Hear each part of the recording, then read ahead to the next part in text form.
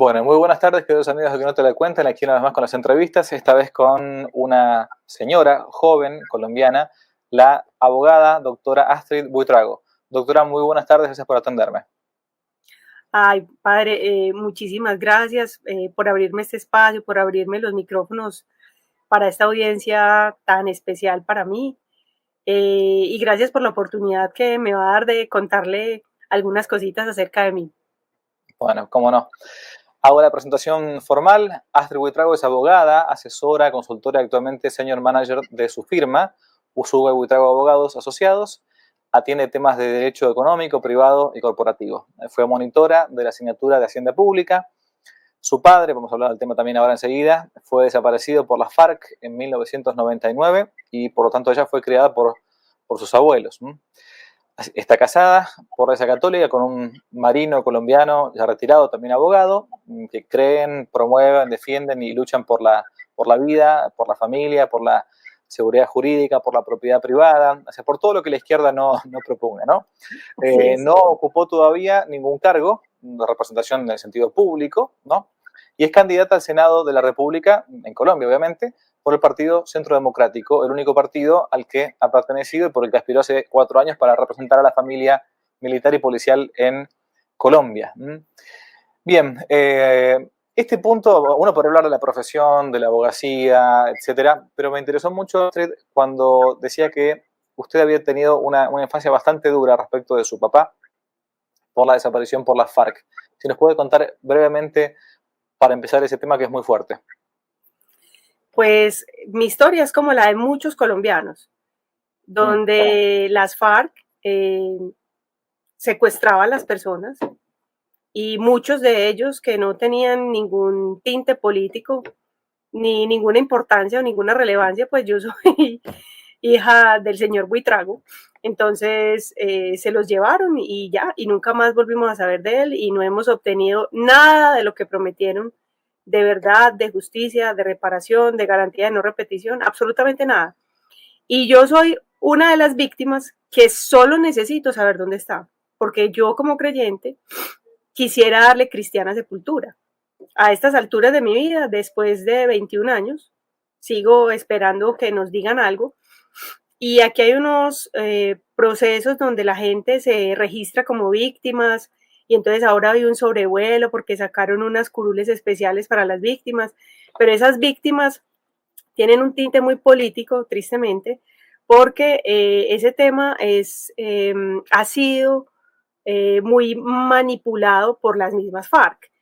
Tan manipulado es que mi padre desaparece después de unas tomas guerrilleras en el Putumayo colombiano y hoy día cuando uno hace la búsqueda, googlea esas tomas guerrilleras que yo sé que fueron de las FARC, estoy segura de eso, aparece como si hubieran sido otros grupos armados, sino ellos.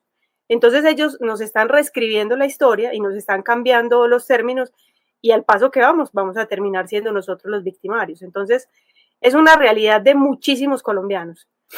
Y como yo, me imagino que queremos es, entrégueme el cuerpo, entrégueme los restos, dígame qué pasó con él y ya, pero dígalo, pero no se quedan diciendo otro montón de cosas y tienen aquí una jurisdicción especial para ellos, que la hicieron adecuada para ellos solamente, sin pagar cárcel, les regalaron 10 curules, 5 en el Senado, 5 en la Cámara, o sea, 10 en total en el Congreso colombiano.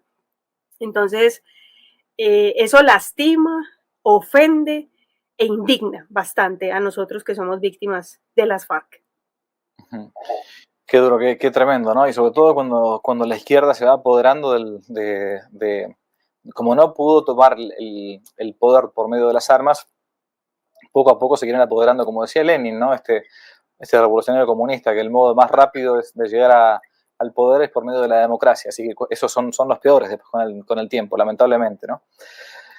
Usted, cambiando la historia. Sí, claro, totalmente. Sí, es la modificación o la falsificación de la historia. Una historia, un revisionismo histórico con una memoria hemipléjica, ¿no? O sea, solamente una parte.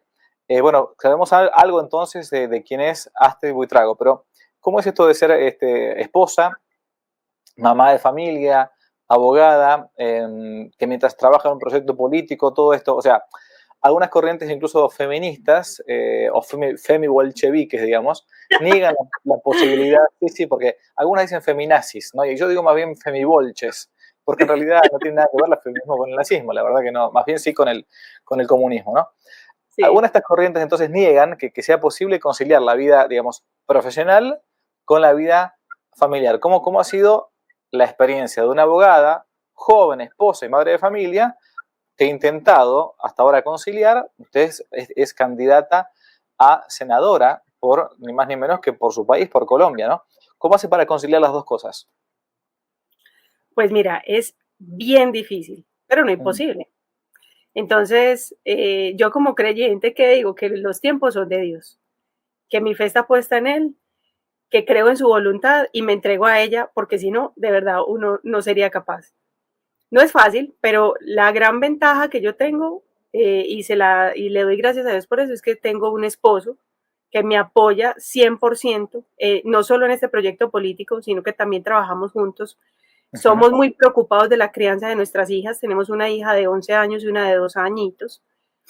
Y trabajamos juntos. Entonces, combinarlo no es fácil, pero como te digo, no es imposible y sí se puede. Incluso yo me arriesgo y sacrifico muchísimo tiempo personal para poderle dar este ejemplo a mis hijas.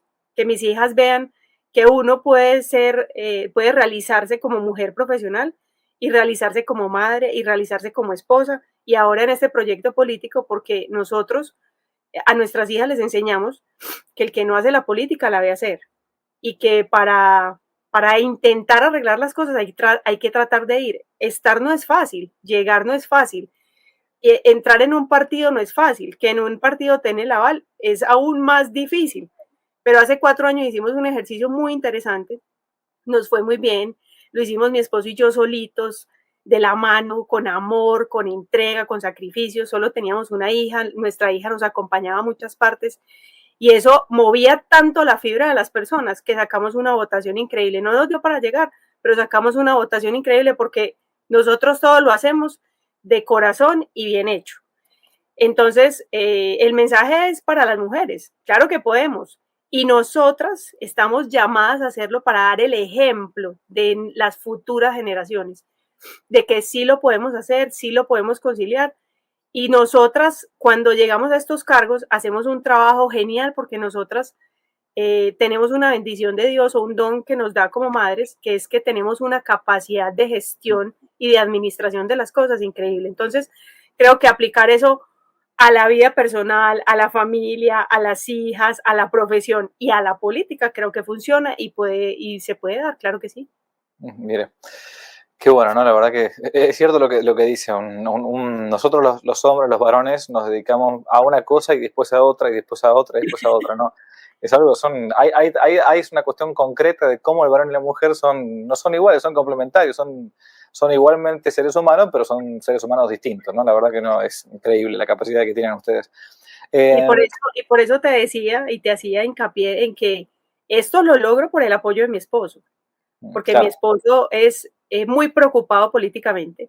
Con él he aprendido a preocuparme mucho políticamente. Mi hija mayor, que tiene 11 años y que está en la adolescencia, es una niña muy culta políticamente para su edad, pero le inculcamos de eso, es que tenemos que meternos, tenemos que interesarnos, tenemos que ayudarle a la gente a entender los procesos y no dejar que caigan así como borreguitos en un montón de ignorancias y, como dice ella, de candideces, creyendo en que, no, este dice que hay que emitir billetes, no, este dice que hay que expropiar, que no, que los ricos son malos.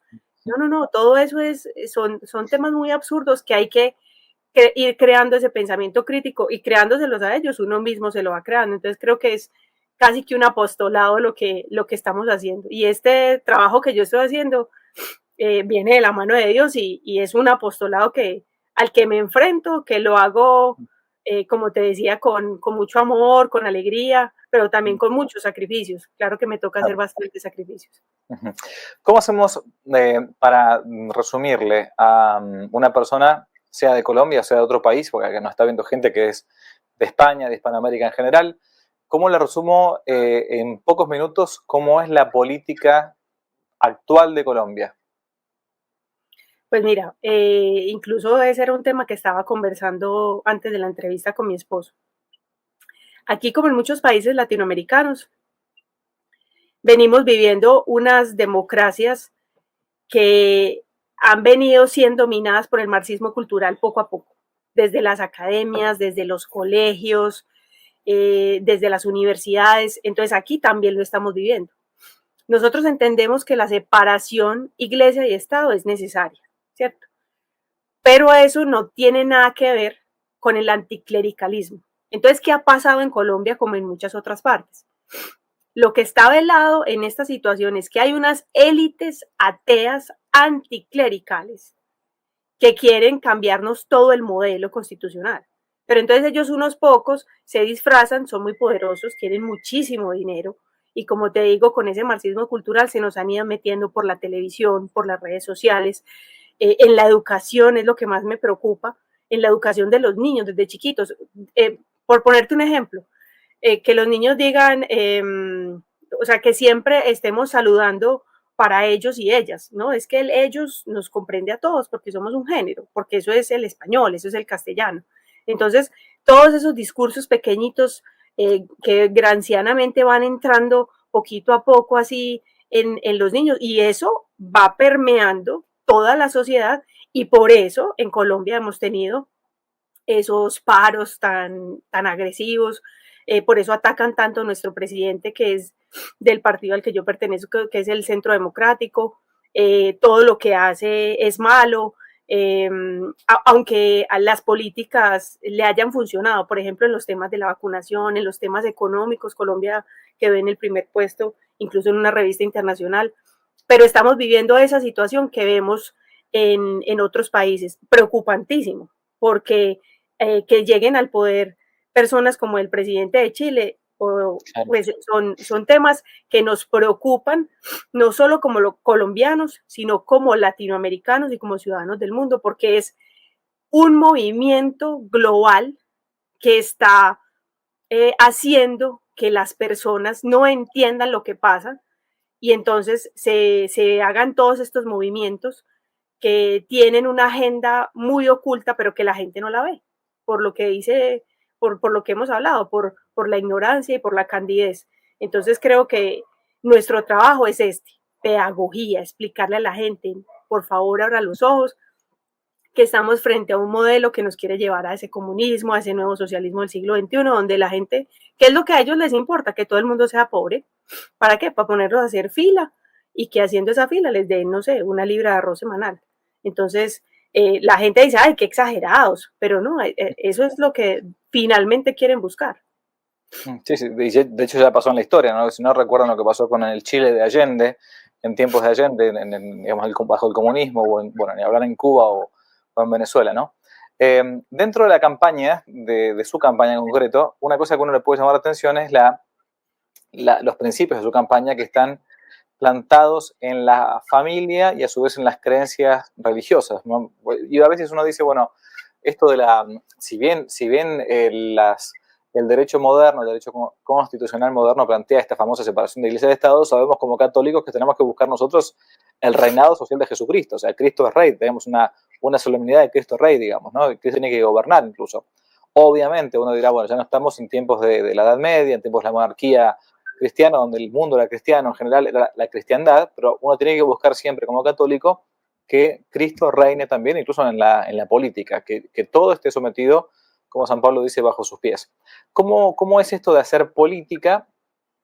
Y perdón por la palabra, pero no prostituir sus principios, digamos, ¿no? O sea, porque muchas veces los políticos lo que hacen cuando llegan al gobierno, dicen, bueno, yo soy católico en mi vida diaria, en mi vida privada, en mi casita, un catolicismo de sacristía. ¿Cómo es hacer política y a su vez no esconder aquello que uno realmente es, ¿no? Es un político que a su vez es un católico, mejor dicho, que a su vez también hace política. ¿Cómo se conjugan las dos cosas?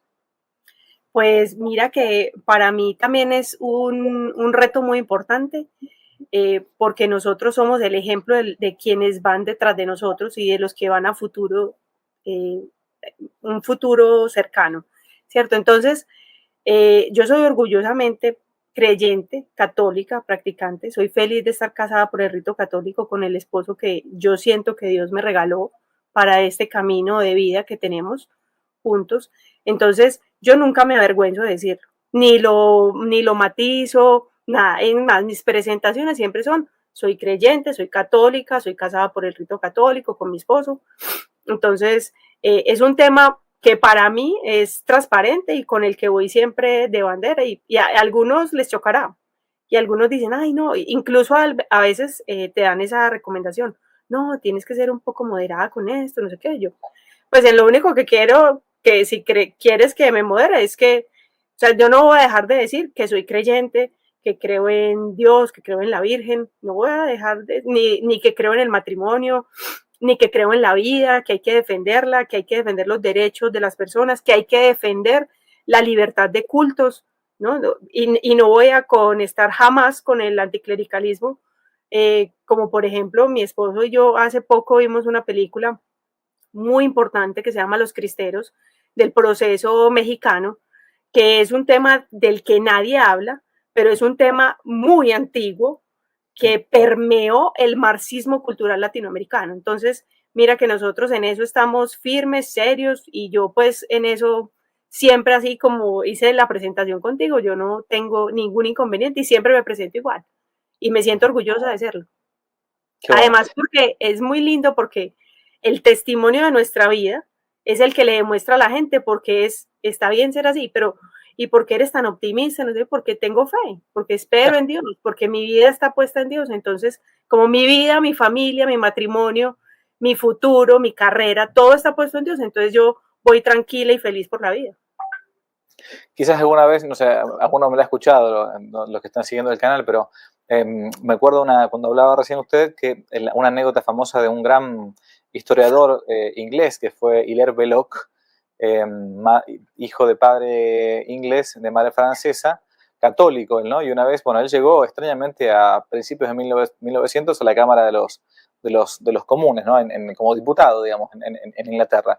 Y bueno, la gran mayoría era anglicana, eran protestantes. Entonces le dijeron, mire, don Belloc, usted va a dar su primer discurso en la Cámara, por favor, lo que sí sea prudente, porque usted es católico. Entonces él dijo, sí, cómo no, tranquilo, yo voy a ser prudente.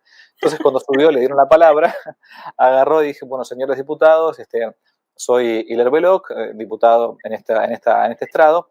Quiero decir primero que nada lo siguiente. Primero, soy católico. Segundo, cada vez que puedo, voy a misa. Y si tengo tiempo, hinco mis rodillas en tierra y esto que traigo acá, esto sacó del bolsillo un rosario, dijo, estos son rosarios, ¿no? Y cada vez que puedo paso las cuentas del rosario uno por uno. Si todo esto va a ser para mí un motivo de que ustedes se sientan mal, denme ya mismo la posibilidad de que me pueda retirar de este recinto, que con enorme orgullo voy a tener la dignidad de hacerlo. ¿Qué pasó? Se hizo un silencio gigantesco y toda la gente comenzó a aplaudir, aplaudir, aplaudir. ¿Por qué? Porque el hombre se había presentado tal cual era, o sea, uno a veces tiene miedo de presentarse como católico ante la sociedad cuando los comunistas, los aborteros, los homosexuales, todo este mundo se presenta así abiertamente y uno resulta que tiene que estar escondiendo la cabeza bajo la tierra. Una cosa delirante. Bueno, así que No sí, podemos, la felicito. No se puede. No podemos ser católicos vergonzantes. Mira, nosotros siempre andamos con algún Cristo, siempre. Y en nuestra casa hay un Cristo, en nuestras oficinas hay un Cristo, en el carro hay un Cristo, en el bolso hay un Cristo, hay un rosario. Y como tú dices, en cualquier oportunidad, nosotros ¿qué estamos haciendo? Orando. ¿Por qué? Porque nosotros todo el día somos, bueno, que mis hijas, Dios protege mis hijas, mi esposo, Dios protege mi esposo. Antes de esta entrevista, vamos a rezarle al Espíritu Santo. Y es una maravilla, pues para mí es una maravilla, es una tranquilidad vivirlo con esta libertad, que es la que tenemos que proteger. Así que es. Que no nos llegue este tema ateo anticlerical y que nos acaben nuestra capacidad de poder expresar nuestras creencias, o que solo sean minadas las nuestras, las de los católicos. No, eso no lo podemos permitir, y por eso una de las formas de no permitir que pase es esto, no ser católicos vergonzantes. Exacto. Una de las cosas que obviamente está muy, pero muy ligada a nuestra fe católica es el tema de la defensa de la vida, ¿no? ¿Cuál es la situación actual jurídica del aborto en Colombia? y qué vías quedan todavía para tratar de frenar su legalización, porque como usted recién bien decía, muchos países parece que en Hispanoamérica están volcándose hacia, no sé si la izquierda directamente, pero una especie de alianza entre el Liber Progress, ¿no? como se le llama ahora, mezclados, y una de estas cosas ha sucedido con el tema de la ley del aborto. Acá, por ejemplo, en mi país, quien declaró la ley del aborto no fue justamente un gobierno que podemos llamar más bien de izquierda, sino un de centro liberal, que fue en concreto del presidente Macri, digamos. O sea, las cosas se van mezclando. ¿Cómo está hoy por hoy Colombia con esta situación? Bueno, mira, en Colombia la situación sigue muy preocupante y eso resulta eso sí me lo va a entender usted muy bien, de un proceso de litigio estratégico, del marxismo cultural, ¿cierto? De un grupo de abogados que son unas organizaciones de abogados que están todas radicadas en Bogotá, que tienen por procesos hacer ese tipo de cosas. Entonces, ellos presentaron primero una acción constitucional para despenalizar el aborto en 3 casos, porque el aborto sigue penalizado. Entonces lo despenalizaron en 3 casos, pero la verdad es que eso es antitécnico porque no es la Corte Constitucional de Colombia, no es una corte de cierre, es una corte que simplemente debería mirar si las normas están o no ajustadas a nuestra Constitución. Entonces, esta Corte Constitucional, que en este momento es libre progre, entonces, ¿qué es lo que busca? Busca quedar bien con Dios y con el diablo, como dice uno. Entonces, les da un poquito de aquí y les da un poquito de allá. Entonces, ellos sacan una sentencia en la cual dicen que se deben despenalizar en 3 casos el aborto, pero hay una sentencia maravillosa de un magistrado que se fue. Eso podría ser tema de otra entrevista. Yo demandé unos magistrados porque se eligieron espuriamente violando la Constitución.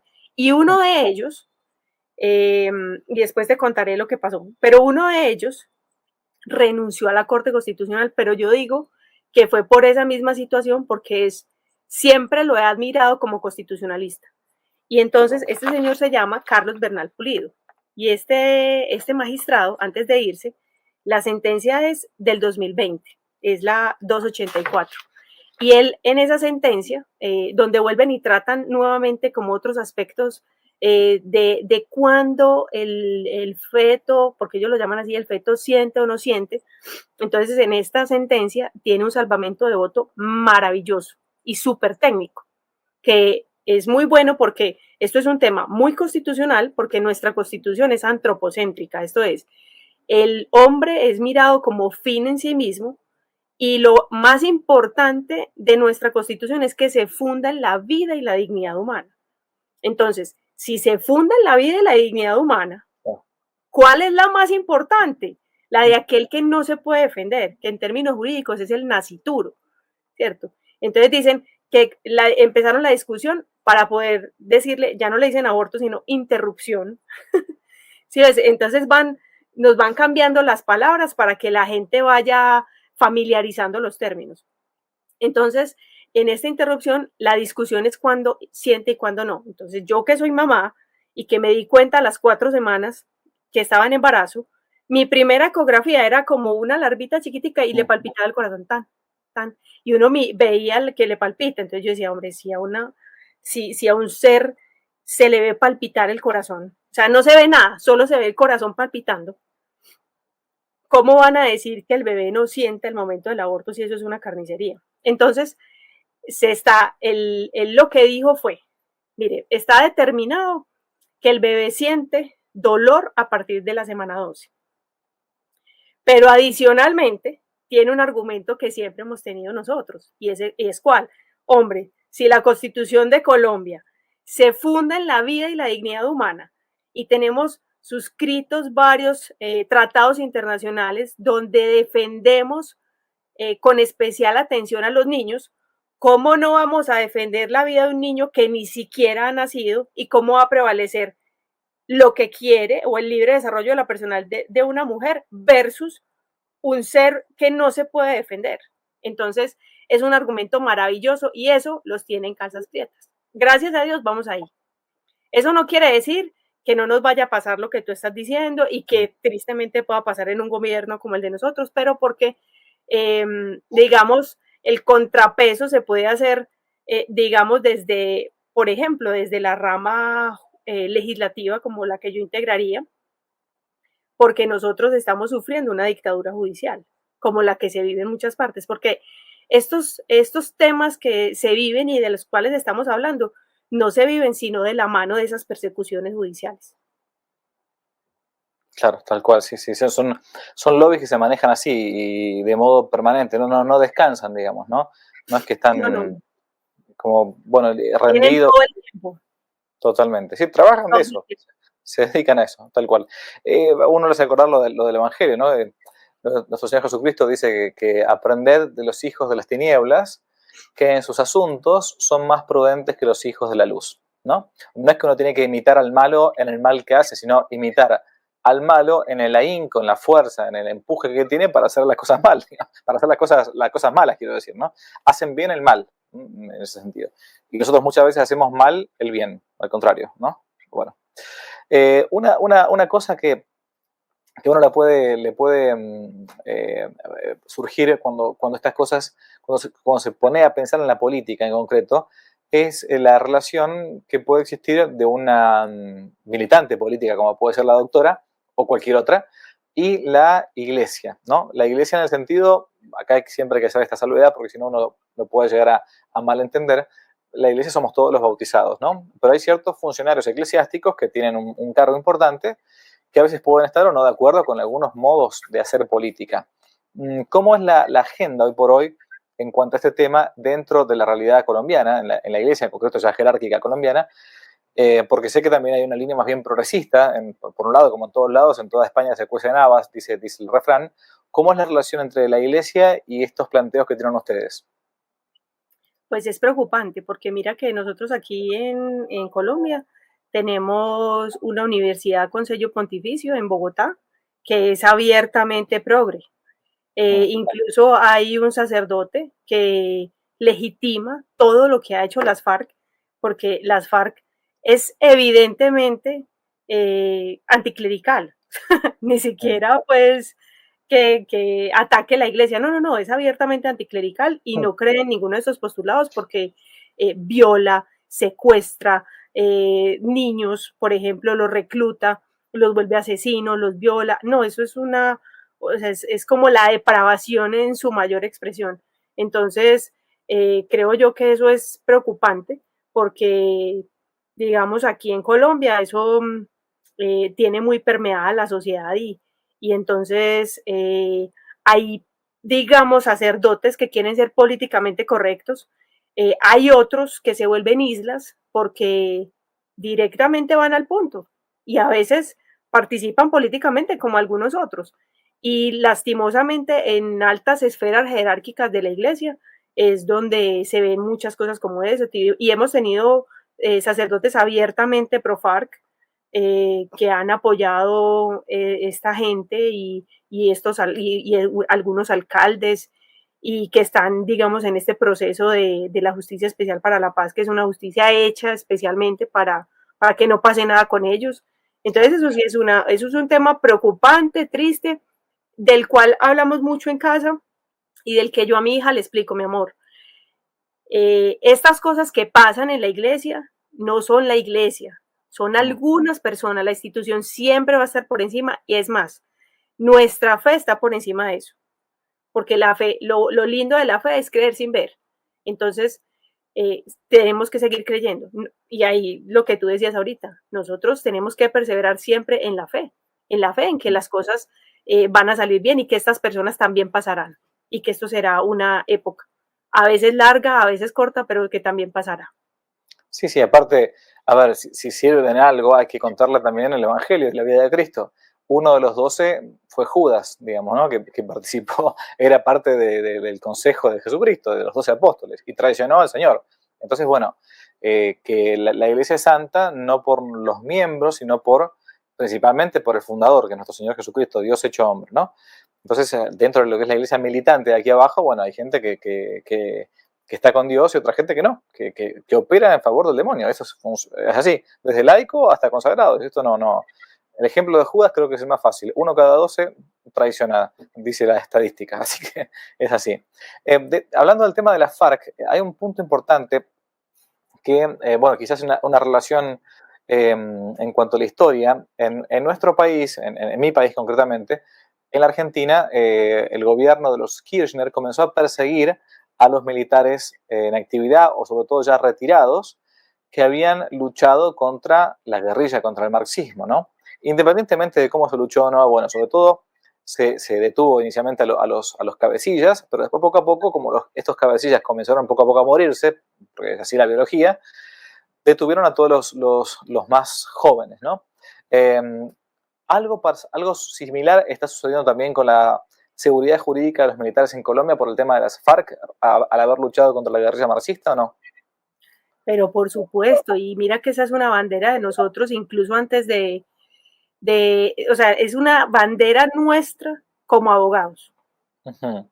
Y hemos defendido bastantes militares, pero a nosotros eso es de las preocupaciones más grandes que tenemos, porque incluso esto que te cuento, esa justicia especial para la paz, que surge después de un acuerdo al que el pueblo colombiano le dijo que no en un plebiscito, que no está en la estructura orgánica de nuestra Constitución, busca sacarlos limpios e impunes, pero también busca quitarles el fuero que tienen nuestros militares y policías para decirles, vea, yo le tengo todo esto, ¿cierto? Entonces venga usted y me dice que usted hizo todo esto y entonces yo le perdono, ¿listo? Pero yo lo que necesito es que usted me diga que usted hizo todo eso. Entonces, mucha gente dice, por miedo a una cárcel, o incluso ya estando detenidos muchísimo tiempo, dicen, ay, no vea, ¿sabe qué? Yo le digo lo que quiera, pero sáqueme de aquí. O yo le digo lo que quiera, pero no se meta conmigo. Entonces, ¿ellos qué hacen con eso? Son súper inteligentes, porque con eso ellos van creando la estadística y crean el relato y dicen, y ellos son asesinos. No, nosotros somos, nuestros militares y policías son la fuerza legítima del Estado, son los pies de nuestro Estado. Sin ellos no hay democracia posible. Entonces aquí tenemos una persecución increíble sobre la policía, sobre todo esta unidad especial que sale a defender a la ciudadanía de los vándalos, pero entonces terminan ellos crucificados y entonces ya casi, o sea, les han quitado tanta maniobra que ya prácticamente no se pueden defender y uno ve cómo los golpean, los queman, los matan y dice, pero Dios mío, ¿qué más va a pasar? Entonces, y la gente es como irracional y uno dice, pero Dios mío, ¿qué están pensando? Si ellos no nos protegen, entonces no se queje de que están no se queje de la inseguridad, no se queje de que están volviendo a secuestrar. Hay otra cosa que pasó aquí en Colombia, las FARC dicen, no, las disidencias de las FARC, no, es que ellos siempre han sido los mismos, porque el negocio de ellos es el narcotráfico. ¿Y con qué intimidan? Con el terrorismo. Ellos siempre van a ser terroristas y narcotraficantes, porque ese es el negocio de ellos. Entonces, no importa el parche que se ponga aquí, ustedes siempre van a ser guerrilleros. Entonces, es una situación muy preocupante por la cual hemos trabajado y por la cual llegaremos a luchar con bastante fuerza porque tenemos que defender un fuero que existe en la Constitución, pero que mira que a través de ciertos mecanismos judiciales, otra vez con la rama judicial, intentan minar y lograr acabar con estas instituciones. Pero lo más importante es que les minan la fuerza, la valentía, el valor y decir, ay, no, pero es que imagínese uno aquí, entonces llega uno a un municipio y salen una minga indígena, por ejemplo, que está guardando, no sé, algún negocio de narcotráfico de guerrilleros y entonces nos tenemos que dejar apabullar y maltratar y nos ha pasado, nos han aporreado los militares porque los militares, como van con fusiles, si hacen un tiro de fusil dicen, ay no, hay una fuerza desbalanceada de la defensa, que ellos salen con palos y que nosotros tenemos fusiles y todo ha sido maquinado en esa manera. Entonces aquí Es muy preocupante la situación de nuestros policías y militares y por eso tenemos que trabajar muy fuerte por mantener ese fuero y porque esta Justicia Especial para la Paz no vaya a ser un cadalso para todos ellos. Dios quiera. Doctora, le doy la última palabra a propósito, como si fuera un juicio, pero no para que diga que es inocente, sino al contrario. Haga de cuenta que tiene enfrente a varios jóvenes, varones o mujeres, que han escuchado siempre hablar mal de la política, como todos hemos escuchado hablar mal y que está mal meterse en política y que meterse en el fango, que porque ahí es justamente dejar de lado los principios, etcétera, etcétera, etcétera. ¿Cómo hacemos para que ese joven que está escuchando, o esa persona que ya es universitario, tiene su carrera, su familia, varón o mujer, no importa, diga, bueno, yo me tengo que intentar involucrar en la cosa pública sin dejar los principios de lado? ¿Cómo le damos un poco de ánimo? Pues mira que yo siempre traigo una frase que decía un profesor mío de penal especial, que en paz descanse, se llamaba Carlos Jaramillo. Él decía, la injusticia con uno es una amenaza para todos. Listo. No sé de quién será esa frase, pero él siempre la decía en clase. Y es lo que nosotros vemos. Entonces, si nosotros no nos involucramos en la política, no solo siendo candidatos, podemos pertenecer a partidos, podemos pertenecer a movimientos, podemos trabajar en redes sociales, podemos simplemente hacer pedagogía con nuestras familias y amigos para que entiendan la importancia de que si no hacemos la política, la vamos a hacer y después no nos podemos quejar. Y entonces después no nos podemos quejar porque nos tengan haciendo fila por una libra de arroz para el mes completo. No podemos después quejarnos porque nos están coartando las libertades. Por ejemplo, que nos prohíban, digamos, a nosotros tener, como en la película que te conté de los cristeros, que nos prohíban ir a nuestros ritos católicos o a nuestros ritos, a la creencia que exista. Entonces, vemos en riesgo las libertades de la democracia. Por eso yo invito a todas las personas a que lo hagan sin descanso, que hagan esta pedagogía, que estudien, que lean las propuestas de los candidatos, que miren quiénes son, de dónde vienen, por qué lo están haciendo. En mi caso particular, sinceramente yo no tendría por qué estar metida en esto, pero me preocupa tanto el futuro de mis hijas y de los niños por venir, que por eso lo estoy haciendo. Entonces creo que es la invitación. Yo soy una mujer común y corriente, como tú leíste. Soy una profesional que estudié con esfuerzo, con un crédito que todavía estoy pagando. No tuve padre, me criaron mis abuelos eran unos campesinos de Antioquia que trabajaban en una finca. Mi abuelo fue un vigilante de una universidad y me llevaba a esa universidad a jugar. Entonces vengo del común, como muchísimas personas, y con todo eso tengo la fuerza, las ganas de hacer esto por mis hijas, por los jóvenes, por el futuro de nuestro país y de Latinoamérica, porque es que Colombia es el bastión final.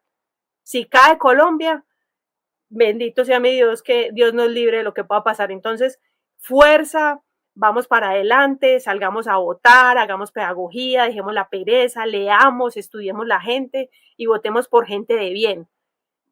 Es importante las propuestas, pero yo creo que también hay que votar por buenas personas, que sean personas correctas, que sean personas de bien, que nos representen a nosotros como personas del pueblo que sufren para mercar, que cogen transporte público, que les toca caminar, que no tienen quien les cuide los niños, que termina acá y entonces tengo que ir a hacer la comida. O sea, es una vida muy normal y sí se puede hacer. Entonces yo los invito a que lo hagamos.